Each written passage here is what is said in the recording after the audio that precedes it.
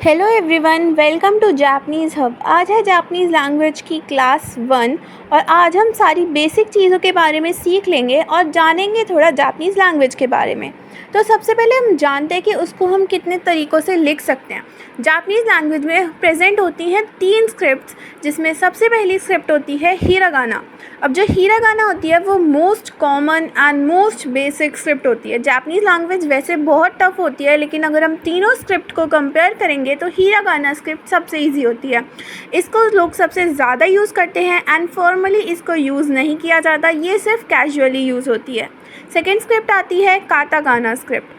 Katakana script जो होती है, मैं उसको टफ़ तो नहीं कहूँगी, ईजी भी नहीं कहूँगी, लेकिन अगर हम इसको कंपेयर करें हिरागाना से तब ये थोड़ी बहुत टफ़ कही जा सकती है। हिरागाना से टफ़ होती है, ठीक है। इसको लोग कैजुअली भी यूज़ करते हैं, फॉर्मली भी यूज़ करते हैं और ये उतनी ही कॉमन होती है जितनी हिरागाना। थर्ड स्क्रिप्ट जो होती है वो होती है टफेस्ट, ठीक है। थर्ड स्क्रिप्ट होती है कांजी। अब कांजी टफेस्ट इसलिए होती है क्योंकि इसको ओरिजिनेट किया जाता है फ्रॉम चाइनीज़ लैंग्वेज। अब चाइनीज़ लैंग्वेज के अल्फ़ाबेट्स आपको पता है कितने टफ़ होते हैं। अब ये टफ़ होती है लिखने के लिए जो इसके अल्फ़ाबेट्स होते हैं, ठीक है। एंड इसको कैजुअली तो लोग बहुत ही कम यूज़ करते हैं, ये मोस्टली फॉर्मली ही यूज़ की जाती है।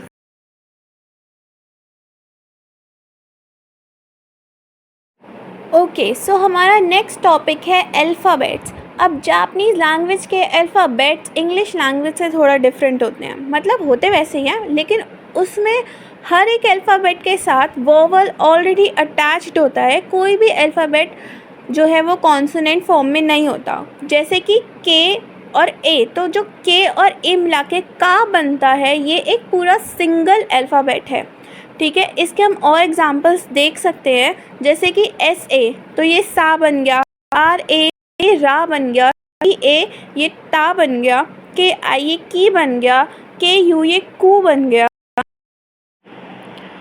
ओके, सो अब बात आती है कुछ एक्सेप्शनल केसेस की। कुछ एक्सेप्शनल केसेस में क्या होता है, साउंड को प्रोड्यूस करने के लिए ना, एक वर्ड में साउंड को प्रोड्यूस करने के लिए हम एन को विदाउट एनी वोवल यूज़ कर सकते हैं, ठीक है। मतलब एन के साथ कोई वोवल अटैच नहीं होगा, ए आई ई ओ यू कोई सा भी, बस हम उसे सिर्फ साउंड प्रोड्यूस करने के लिए यूज़ करते हैं। अब हम सीखते हैं अपने नेक्स्ट टॉपिक को, विच इज़ साउंड्स। मतलब बेसिकली जापनीज़ लैंग्वेज में कौन सी साउंड्स एग्जिस्ट नहीं करती, कौन सी करती है, ठीक है। तो ड साउंड जापनीज़ लैंग्वेज में एग्जिस्ट नहीं करती। ड को हम प्रोनाउंस करते हैं द। जैसे वर्ड होता है डोरेमोन, तो हम उसे डोरेमोन नहीं बोलते, जापनीज़ में डोरेमोन बोलते हैं। सिमिलरली हम ल साउंड जापनीज़ लैंग्वेज में एग्जिस्ट नहीं करती। कोई भी ल वर्ड लिखा होता है हम उसे र पढ़ते हैं, एंड ट साउंड एग्जिस्ट नहीं करती, हम उसे त पढ़ते हैं। जैसे इस वर्ड को इंग्लिश में टोमेटो पढ़ेंगे, लेकिन जापनीज़ में इसमें तो पढ़ेंगे, इसे टो नहीं पढ़ेंगे, ठीक है। नेक्स्ट प्रोनाउंसिएशन, जापनीज़ के वर्ड्स को किस तरह से बोला जाता है। तो जापनीज़ लैंग्वेज में सबसे अच्छी बात ये है कि जिस तरह से वर्ड्स को लिखते हैं एज इट इज़ उसी तरह से करते हैं। जैसे हमने लिखा KANADA, तो हम इसे जापनीज़ में कानाडा ही पढ़ेंगे, कनाडा नहीं पढ़ेंगे। सिमिलरली टोमेटो जिसे हम इंग्लिश में कहते हैं, जापनीज़ में उसे हम टोमाटो ही पढ़ेंगे, टोमेटो नहीं पढ़ेंगे।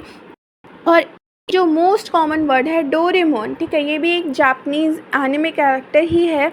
इसे हम इंग्लिश में डोरेमोन बोलते हैं, लेकिन जापनीज़ में इसे डोराएमोन पढ़ते हैं। जैसे ये लिखा है डोराएमोन, उसी से पढ़ता है। नेक्स्ट आता है सर्टिफिकेशन। सर्टिफाई होने में, सर्टिफिकेशन की उसे जापनीज़ लैंग्वेज आती है तो उसके लिए क्या पड़ेगा, उसके लिए एक एग्ज़ाम देना पड़ेगा, JLPT which is Japanese language proficiency test, जो हर साल जापान गवर्नमेंट कंडक्ट कराती है, ठीक है। इसे आप इंडिया में भी दे सकते हो। इंडिया में ये दिल्ली में होता है, कोलकाता में होता है, बॉम्बे में होता है और भी स्टेट्स में होता है, ठीक है। तो इस एग्ज़ाम के 5 लेवल्स होते हैं, N5, N4, N3, N2 and N1। इसमें उल्टा सीरीज़ जो है उल्टी चलती है। सबसे पहले N5 एग्ज़ाम होता है, वो ईज़ीएस्ट एग्ज़ाम होता है एंड उसके बाद N1 एग्ज़ाम होता है जो कि टफ़ेस्ट एग्ज़ाम होता है। ओके, सो आज की क्लास के लिए इतना इनफ है। हमने सारी बेसिक चीज़ें जो भी जापानीज़ लैंग्वेज से रिलेटेड होती हैं वो जान ली, जापानीज़ लैंग्वेज के बारे में जान लिया। अगर आपको वीडियो पसंद आई हो, मेरा कंटेंट पसंद आया हो तो और वीडियो थोड़ी सी भी हेल्पफुल लगी हो तो please like this video and subscribe Japanese Hub for more useful content. Thank you.